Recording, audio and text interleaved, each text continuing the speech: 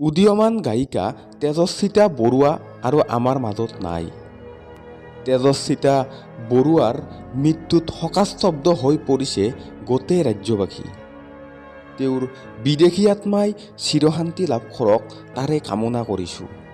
আহকচোন এতিয়া তেজস্বিতা বৰুৱাই নতুনকৈ লোৱা গাড়ীখনৰ লগত উঠা কেইটামান পিকচাৰ আমি এই ভিডিঅ'টিৰ জৰিয়তে চাওঁ।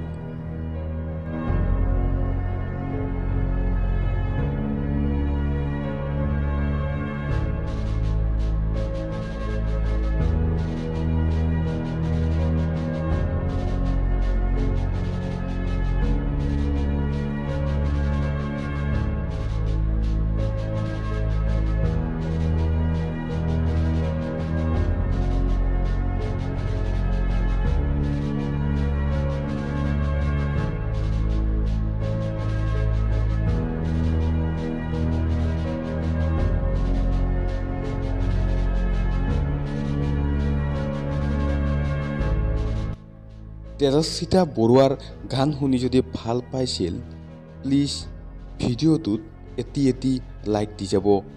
ধন্যবাদ।